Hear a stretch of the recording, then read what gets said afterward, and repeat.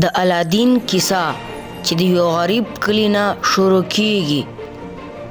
پیسه راځي او جی خو نوم او عزت پاته کیږي. نو یو ورځ الادین خپل مور ته وایي مورې زه به نن د رزق لپاره وجم. الله دې ملشه زویه. بیا الادین پیسو ګټلو لپاره لرګي خرڅوي او ځان سره بار بار دا دعا کوي یا الله مدد وکي یا الله مدد.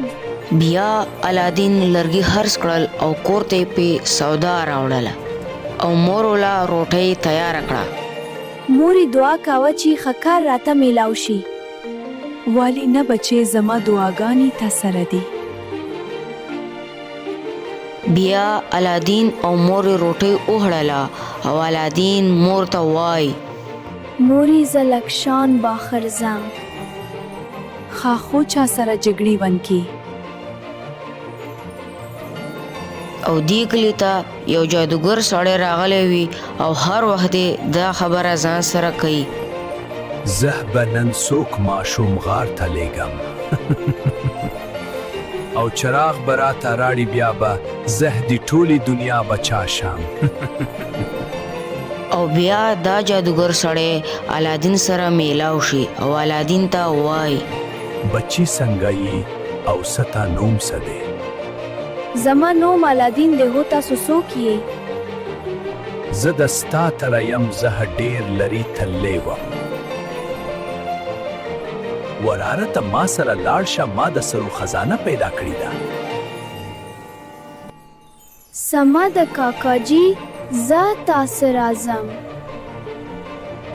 او بیا جادوګر سړی الادین دوکه کړي او هر طرف ته یې بوزي او هغوی دواړه مسلسل 3 ورځې سفر کوي. کله شپه شي کله ورځ. نو آخره کې هغوی یار ته ورسیږي او دغه جادوګر سړی په ځمکه باندې څه جادو وکړي او بیا الادین ته وایي یوازې چراغ راوړئ. سمه ده. بیا جادو په ذریعه دغه غار کولاب شي او الادین په منډو منډو دغه غار ته وردننه شي. الادین چې غار ته نوځي او ډیر سره زر ویني نو هغه ډیر حیران وي او ځان سره وایي دومره زیاده سونه مونږ خو به اوس ډیر مالدار شو. او بیا الادین هغه چراغ راواخلي او په لاسونو کې ونیسي. بارانه جادوګر سړی आवाज کوي چراغ راکړئ. لومړی مې وباسه. الادین جادوګر ته ویل چې اول ما وباسه نو بیا بلا چراغ درکړم. نو جادوګر په دې اورېدو باندې غوسه شو او الادین سي غار بند کړو. ما والی په دې سړي یقین وکړه زه به اوس څه کوم. مور به ما پسې ډېره خفه وي. الادین سلور ورزونه ورکړي. الله الادین پیدا کړي. بسم الله. الادین چراغ موږي او دغه نه لوګي راوځي او دې لوګي نه یو پیری جوړ شي. زه د چراغ پیری یم. حکم وکړئ. ما خپل کور ته بوزه. سما د اقا. بیا هغه پیری الادین خپل کور ته بوزي. نو الادین چې سترګې وغړی نو خپلې مور غی کې پروت وي. زویه مورې زه ژوندی یم. مور یې ډېره ژاړي او الادین مور ته ټوله کیسه وکړي. یا الادین پیري ته حکم وکړي چې ډېر خوراک راوړه. خوراک دی حاضر شي. بیا الادین بازار ته راوځي او بازار کې یوه ښکلې جلۍ ویني او هغې ته وایي ستا نوم څه دی؟ زه شهزادګي یم. ته ډېره ښکلې یې. ته هم ډېر ښکلی یې. زه تا سره واده کول غواړم. خو ما پلار هغه چاته ورکوي چې ښکلی کور لري. الادین خپلې مور ته ووایي چې زما یوه جلۍ خوښه ده او پیري ته ووایي پیریا ما ته یو ښکلی کور پکار دی. زر شه. سما د اقا.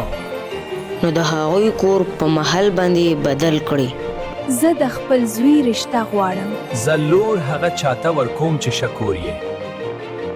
الادین مور هغه سړي ته خپل محل وهی نو بیا هغه سړی د نکاح لپاره راضي شي او د هغوی دواړو نکاح وتړي. مبارکه شه ستا سونه کوه شوه.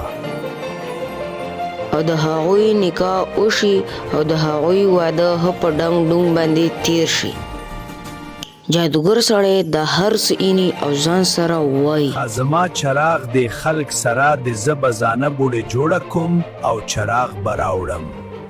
او بیا دغه جادوګر سړی ځان بوډۍ جوړه کړي او بازار ته راوځي او ځان سره دا چیغې وهي زوړ چراغ راوړې او نوې واخلې.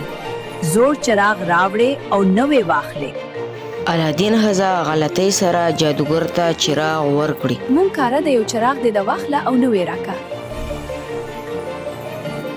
جادوګر سړی ځان سره محل او شهزادګۍ ورک کړي. جنې او کوردیزې نه ورکشي. الادین محل د دې ځای نه ورک شي او تش میدان پاتې شي. زما کور او ښځه به چېرته یې یا الله مدد. په دغه ټیم کې د الادین ګوتمۍ نه یو پیری راوځي او پیری الادین ته وایي